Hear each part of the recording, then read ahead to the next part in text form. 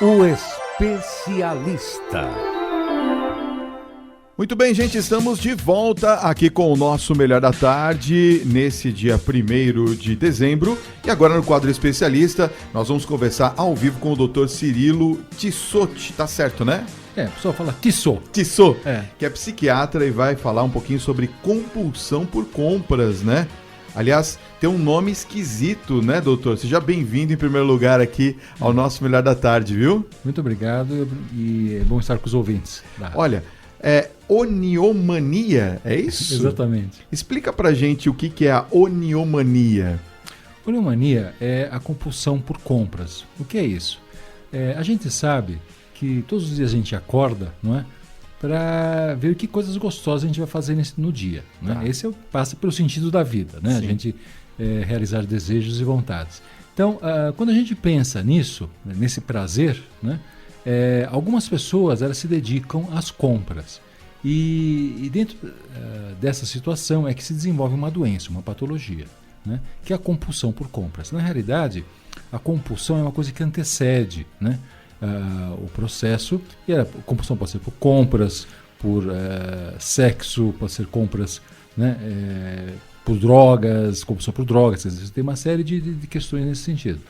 Agora, no caso aqui de compras, é quando a pessoa, em algum momento, ela começa a ter fazer uma forma abusiva, um comportamento abusivo na relação com compras. É aquela pessoa que, por exemplo, vai no shopping, né, vive no shopping, né, compra um monte de coisas, mas não é só que compra um monte de coisas, compra as mesmas coisas. Você compra um tênis, compra vários pares de tênis da mesma cor, tudo. É como se a pessoa estivesse entrando numa liquidação e ela sentisse que ela precisa levar para casa porque é uma boa oportunidade. Isso ela sente como um prazer, como uma coisa prazerosa. E quando ela chega em casa, ela percebe que ela não tem nem onde guardar, né, aquelas compras que ela fez, e às vezes ela nem tira da caixa, quer dizer, fica lá o tempo que for, e aí ela começa a perceber que dá um vazio, né? Quer dizer, tudo aquele prazer que teve ali naquele momento, na realidade não fazia sentido nenhum. Quer dizer, o prazer dela, na verdade, é ela comprar, simplesmente é o ato dela escolher algum produto e comprar, independente da necessidade ou não, é isso. Exatamente. Olha que coisa louca. Mas sabe, nós tivemos recentemente a Black Friday. Você teve muito caso ali na clínica falando sobre isso ou não? Você sabe que nessas horas, realmente, quando a pessoa tem uma doença por compulsão por compras, não é só na Black Friday, são todos os dias. Claro. São todos os dias. Sim. Mas aí, no caso, a pessoa verdadeiramente, esse é o dia, digamos assim, de risco, né? De risco maior, porque a pessoa nesse dia, ela como se ela não tivesse a oportunidade, ela não tem a escolha de não comprar, porque ela sente, não, essa é a liquidação, ela tem motivação, né, para fazer essas compras, mas na realidade ela se descontrola, né? Quer dizer, é um dia que ela tem que ficar trancada em casa, né? Tem uma mola propulsora, um início, a gente poderia dizer, desse tipo de patologia, ou seja, de repente uma decepção grande, algum rompimento familiar, ou um sentimento de insatisfação. O que seria o mote desse início? Na realidade, o que ocorre é o seguinte, quando a pessoa, todos nós passamos por uma série de situações emocionais, frustrações na vida, etc. E a gente enfrenta as nossas emoções, né, com defesas emocionais. E geralmente, as defesas emocionais que a gente quer ter, a gente tem um mecanismo de compensação. Se acontecem coisas ruins, a gente sempre quer ter algum tipo de compensação, né, para o dia, para ficar melhor. Então, se você está numa dieta, você sai da dieta como uma forma de compensar aquele mau dia que você teve. No caso das pessoas que gostam de compras, elas se sentem nesse dia recompensadas, é como se fosse haver uma compensação por uma situação ruim. Então, a pessoa ela aprende isso e tem uma relação afetiva esse processo. Se ela aprendeu isso através dos pais, por questões familiares, não é? Porque, veja, hoje em dia não é mais uma questão familiar, já é uma questão cultural, né? Sim. Antigamente as pessoas, por exemplo, elas, não sei, você, na minha época de infância, a gente se preparava no domingo para ir para a igreja, né? A gente trocava de roupa, tudo, colocava a melhor roupa para ir para a igreja, para a missa, não é? É isso aí. Hoje em dia a gente faz isso para ir para o shopping, né? Quer dizer, o templo mudou nesse sentido, né? Então, assim, existe uma questão social de um consumismo enorme, Não é? É como se você houvesse um hiperaprendizado de que a forma que você tem que viver é consumindo. Hoje em dia, não só em termos da compra em si, mas no quanto ela é descartável. Porque, na realidade, você tem que estar estimulado a comprar muitas vezes, às vezes, a mesma coisa. Se surge um modelo mais novo, você tem que trocar. Então, tudo isso é como se houvesse um aprendizado, um ensinamento de que a forma como você lida melhor com a vida é justamente você, assim, comprando. Se você estiver comprando, você está certo. As suas escolhas, elas estão acertadas, né? Você está indo junto com todo mundo, você olha para o lado, as pessoas também estão comprando, então, por exemplo, na Black Friday, então é uma coisa de louco, porque é todo mundo, né? Então, essa é uma situação que, em algum momento, a pessoa adoece. E ela adoece a ponto de ter que, assim, ter uma intervenção profissional, porque a pessoa começa a ter dívidas importantes nesse sentido. E a pessoa cada vez mais passando mal emocionalmente. Você sabe que você comentou sobre a mudança do templo, e eu estava conversando com um grande amigo meu, e ele disse uma coisa que eu achei interessante. Ele falou que o presépio mudou de lugar, não é? Hoje o presépio está no shopping, não é verdade? Claro. E é um chamariz para que você vá lá e consuma de verdade. Eu queria te fazer uma pergunta a respeito disso. Nós somos todos os dias bombardeados, né, de informações, compre, e seja das coisas mais simples do dia a dia até os desejos de consumo maiores que nós temos. Como que nós podemos evitar isso? Eu fiquei sabendo no ano passado, se não me falha a memória, ou retrasado, que houve até uma convenção junto com a ABERT, a Associação Brasileira das Emissoras de Rádio e Televisão, principalmente os que são dedicados à programação infantil, para que retirassem a publicidade. Houve até uma manifestação muito grande dos programas relacionados às crianças, porque achavam que isso era um abuso, não se tinha mais investimentos em programas infantis, mas de certa forma eu vi uma certa coerência no que se falava, porque uma criança, por exemplo, de 3 anos de idade, de 5 anos de idade, nós vemos hoje cada vez mais as crianças mais cedo nos meios digitais, e principalmente a televisão, como possíveis compradores e bombardeados também com esse tipo de informação e não tendo nenhum tipo de defesa. É real isso, em primeiro lugar? E segundo, como que nós podemos nos proteger para evitar que a gente entre nesse tipo de compulsão? Perfeito. Eu acho que sim, é uma situação real, uma situação preocupante. Na realidade, está existindo uma grande mudança na forma da sociedade pensar, sentir, não é, em relação às suas escolhas. Tá. Então, como eu estava falando agora há pouco, hoje nós estamos vivendo um momento de um consumismo exacerbado, e esse consumismo parte do pressuposto que tudo é descartável. Um desapego total a essas escolhas que estão sendo feitas. Então, nesse momento, qual é o problema prejudicial disso? É que não existe uma valorização de nada. Não é? Você não aprende, você não ganha intimidade com nada. Quer dizer, você não tem uma situação onde você evolui nas suas escolhas, não é um processo reflexivo. E por que isso? Porque, de alguma forma, os pais dessas crianças, que estão totalmente indefesas, também, de alguma forma, estão vivendo esse novo momento, não é? Todo esse não limite, não é? E estão com dificuldade também de colocar limite nos seus filhos. Quer dizer, na realidade, nós temos que frustrar os nossos filhos para que eles possam evoluir, para que eles possam refletir o que é importante e o que não é. Então, nós somos aquilo que nós valorizamos como escolha, nas nossas escolhas. Então, assim, os pais, eles têm que dizer, através do não, através do limite, o que eles valorizam em detrimento daquilo que eles não valorizam. Isso coloca um ensinamento para essas crianças, para elas poderem verdadeiramente, assim, entender e se desenvolverem afetivamente, emocionalmente, dentro dos valores de cada família. Quer dizer, tem que ter também a referência, né, vamos dizer assim, isso. E que nessas idades não se tem essa referência inicial isso. E para poder abordar esse tipo de assunto. Porque o problema não é a propaganda, o problema é uma criança sem referência dentro de casa. Tá, entendi. Nenhuma propaganda vai ser mais forte do que a referência paterna. Entendi. Quer dizer, precisa ter essa referência forte para se sobrepor, na verdade, às outras, os outros estímulos, vamos dizer assim. Claro, ele vai aprender desde cedo o que é de valor e o que não é de valor. Entendi.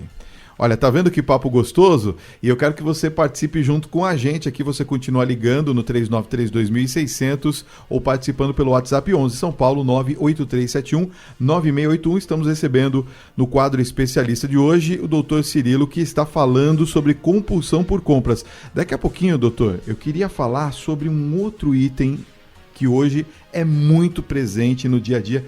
Até por isso que nós temos aqui na mão, que você não está vendo, mas eu e o doutor temos aqui, todos têm, que é o celular, é o vício em internet. Podemos falar sobre isso também? Claro. O especialista. Muito bem, gente, de volta aqui com o nosso Melhor da Tarde, e no quadro especialista de hoje nós estamos recebendo o doutor Cirilo, que é psiquiatra, e está falando com a gente. Primeiro conversamos no outro bloco a respeito da compulsão de compras. E é difícil, hein, final de ano. Pois é. Hein, doutor? Não é fácil, não. Tem que esconder o cartão de crédito, né? Nós quase que somos obrigados a comprar, não né? É, quer dizer, são muitas promoções, né? E a gente tem alertado até com outros quadros aqui no programa também, falando sobre isso, né? Da gente tomar o cuidado com relação a isso. E o outro, que também é interligado a essa questão das compras, é o vício em internet. Olha, gente, eu tenho uma filha de 10 anos e ela passa, acho que, 90% do tempo livre dela com o celular na mão. Não tem jeito. E passar muito tempo, gente, enviando mensagens, checando e-mails, jogando o game, né, pelo celular, entrando na web de uma maneira geral, pode não ser um bom sinal. Olha, segundo o American Journal of Psychiatry, que é um jornal, acho que conceituado, não é? O vício em internet se tornou um problema de saúde pública. Olha que coisa, nos Estados Unidos. O governo dos Estados Unidos estimava que em 2006, ou seja, há 10 anos atrás, o número de pessoas entre 6 e 19 anos que sofrem do problema e necessitam tratamento era de 210 mil crianças. Doutor, é um número muito expressivo, claro, não é? Muito expressivo. Como que a gente pode avaliar hoje, 10 anos depois, essas crianças e principalmente esses jovens? Porque a pesquisa diz de 6 a 19 anos é considerado realmente um público muito jovem. A gente tem sofrido muito com essa invasão digital na vida dos jovens? Temos. Mas aí é que a questão, nós temos um desafio ético dentro desse processo, que é o seguinte: a internet, os computadores, isso é uma evolução bárbara. Eu acho que tem o antes e o depois, claro. Disso aparecer. Então, isso trouxe muitas coisas boas. E o que acontece é o seguinte: nessa relação das pessoas com esses instrumentos, na prática, deveria nos aproximar das pessoas. Deveria fazer com que as informações, esse contato, que a gente carregando um telefone para todos os lugares, isso deveria fazer a gente estar mais em contato, ganhando mais intimidade com as pessoas, não é? De quem a gente tem uma ligação afetiva. Só que na prática, o que a gente tem observado é o seguinte: as pessoas, elas têm, até tem alguns aplicativos, né? Até de aplicativos de relacionamento, por exemplo, onde as pessoas se encontram. Na realidade, existe uma superficialidade, não é? Na realidade, você se afasta do encontro das pessoas, porque encontrar pessoas, marcar encontros, você falar sobre o que incomoda, o que não incomoda, nesse sentido, é algo que exige assim, um esforço da pessoa em se transformar em uma pessoa melhor para o outro. Não é? Então você tem que escutar o que o outro pensa a teu respeito, você tem que dizer o que você gosta ou não para outra pessoa, você tem que se desenvolver num relacionamento. Então toda a questão da internet, para pessoas tímidas, por exemplo, era a possibilidade dessas pessoas, sem sair de casa, não é? De alguma forma, sem ter que se mostrar em termos de aparência, às vezes a pessoa está mais gordinha, está se sentindo feia, era uma forma da pessoa, botando uma foto mais bonitinha, dela chegar e ter contato com alguém e não se sentir tão só. Então nessa hora era a coisa mais maravilhosa do mundo, a internet, os aplicativos, seja o que for. Por quê? Porque a pessoa até então estava sozinha, com medo, quase que fóbica dentro de casa, não é? E agora ela começa a ter relacionamentos, ela começa a não se sentir mais só, ela começa a se sentir melhor. E esse que é o problema. Ao ela começar a se sentir melhor, em determinado momento, para algumas pessoas, esse abuso do uso da internet, dessas questões, dessa mídia, né, desse contato, assim, que não é pessoal, ele é impessoal, ele é superficial nesse sentido, faz com que essas pessoas abusem. E em algumas pessoas ficam com uma única forma de relacionamento. Então, eu tenho pacientes, por exemplo, que eles se relacionam com uma pessoa virtual, não é, que eles nunca viram na vida, não é? E ele tem uma recusa em encontrar essa pessoa pessoalmente. Então, assim, fica um processo onde a pessoa, na realidade, ela está mais só do que nunca, não se sentindo só. Então, é um contrassenso, é um paradoxo nesse sentido. Ela se contenta, na verdade, com a sua solidão e tendo uma amizade virtual do que o relacionamento pessoal direto. Exatamente. Basicamente é isso. Na realidade, ela está ficando cada vez mais fragilizada para ter um relacionamento pessoal, né? Agora, uma coisa interessante também que nós observamos, né, é que as crianças, nós já estamos falando de um problema de saúde pública nos Estados Unidos, porque crianças de 6 anos já têm um relacionamento muito forte com a internet, principalmente no telefone. E eu percebo, né, isso também, claro, nas nossas casas são uma realidade, não tem jeito, de que nós acabamos mentindo para as redes sociais, qual é a idade, porque a rede social não permite que você tenha menos de 18 anos e utilize a internet ou a rede social. Isso. Nós mentimos para que a criança tenha esse contato. Isso é benéfico ou nós estamos começando já da maneira pior possível? Nós estamos começando da maneira pior possível. Por quê? Porque, de alguma forma, os pais têm que se colocar nesse sentido. Ele precisa ter um posicionamento claro se ele é a favor ou contra uma situação como essa. Quer dizer, alguém ter que ficar mais velho, quer dizer, fingir de estar mais velho para poder ter contato com pessoas, tá certo? De que, falar sobre coisas ou ter vivências que, na realidade, ainda não é para a idade da criança. Então, assim, a internet, a internet é uma coisa maravilhosa. Claro, sem dúvida. Dependendo da forma como a gente usa, pode se transformar em contato com pessoas, às vezes, né, quantos encontros com pedófilos passa por isso, né? Porque a gente não sabe quem está do outro lado. Claro. É uma questão só superficial, né? E a gente só vai saber depois que encontra, verdadeiramente. Então, assim, você é exposto a muitas coisas que podem ser prejudiciais à formação emocional da criança. Veja, eu acho que os pais têm que intervir, os pais têm que saber até onde essa criança... Eles têm que ter uma política, assim, cada família tem uma política diferente, não é? Pode ter uma política diferente, mas ele precisa se definir, ele precisa estar claro, tem que haver um parâmetro nesse sentido. Impor limites de tempo, por exemplo, claro, né, de permanência. Porque quando você estabelece limite de tempo, você pode observar o quanto a criança está tendo controle sobre si mesma ou não. Tá. Ou quanto ela está indo para um espaço de abuso, onde ela se perde, porque coisas gostosas a gente se perde no tempo, o tempo passa, a gente não percebe. Claro, sim. Então a pessoa ela vai se distraindo nesse sentido e deixando de ter outros compromissos ou desenvolver outras áreas emocional que são necessárias para o crescimento da pessoa, né? Claro. E o vício de internet também para o adulto agora, ele tem muita referência nessa experiência enquanto mais jovem ou também nós acabamos desenvolvendo algum tipo de problema posterior a essa idade, mesmo não tendo contato direto com a internet ou muito assíduo quando éramos mais jovens? Porque a nossa geração, pelo menos a minha, né, eu estou com 44, nós não conhecíamos internet, nós conhecíamos carrinho de rolimã, claro, né? A rua até tarde da noite, que a gente brincava com os amigos, jogava futebol no caso dos homens, né? Enfim. Aqui nós podemos dividir dois tipos de pessoas. Aquelas que vão encontrar na internet prazer. Okay. Né? Então, não é a internet em si, não é estar no computador em si, sim o que eu encontro. Eu posso, de repente, fazer compras pela internet. Se eu sou viciado em compras, eu fico lá. Ou eu posso estar em sites de relacionamento, ou eu posso estar em sites pornográficos, por exemplo, onde eu não consigo sair. Quer dizer, eu fico sem escolha.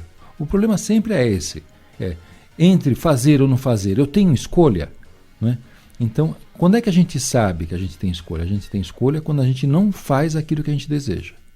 Então, se eu estou desejando entrar na internet e eu quero saber se eu estou no controle disso, então eu falo, eu não vou entrar. E eu vou perceber se eu consigo ou não fazer isso. Então, uma pessoa que não consegue ter esse controle, ela na realidade não está escolhendo, ela está sendo escolhida pelo seu desejo e ela está lá, ela está escrava do desejo, né?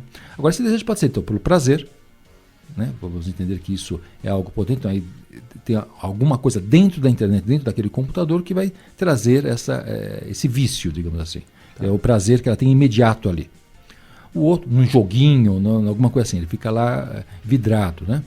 E tem uma outra coisa que começa como uma defesa pessoal, emocional, como um instrumento para você viver melhor. Então, de novo, eu sou uma pessoa sozinha, tenho uma fobia social, eu tenho dificuldade de relacionamento, eu quero chamar a atenção das pessoas, eu quero que as pessoas me descubram, não é? Então eu entro no Facebook e coloco a foto do prato que eu acabei de comer e as pessoas dão um like e aí você fala, nossa, elas estão me percebendo. Então elas têm um prazer, que não deixa de ser um prazer, mas sim, é algo assim, afetivamente eu falo, nossa, que bom, as pessoas estão me percebendo. Só que, de novo, isso que teoricamente estaria me ajudando a me sentir melhor, de repente pode se transformar num vício, né? E aí eu perco a possibilidade de verdadeiramente entender que é muito superficial, não existe na realidade uma intimidade, né? Existe uma superficialidade, né? E que eu estou perdendo nesse tipo de relação. Perde-se a liberdade, na verdade. Perde-se a liberdade, né? Exatamente. E é a pessoa mesmo que faz com que isso aconteça. Claro. Pois é. Olha, doutor, nosso tempo passou rápido. Poxa, eu queria agradecer muitíssimo a sua presença no nosso programa de hoje, né? O doutor Cirilo Tissot, que é psiquiatra e que falou sobre 2 assuntos importantíssimos. Se alguém quiser ou tiver algum tipo de problema relacionado a isso, quiser entrar em contato com o senhor, tem site? Claro, nós temos um site que da clínica, que é uma clínica para compulsões, né? Okay. Então, pega todos os tipos de compulsões. Então, que é o www.greenwood.com.br. Green de verde em inglês. Green. Então, wood, madeira. N e Wood é W-O-O-D de madeira. Então, Greenwood. Greenwood.com.br. Olha, quero agradecer demais sua presença aqui e convidá-lo para voltar outras vezes no programa. O papo foi muito bom. Que bom. Obrigado.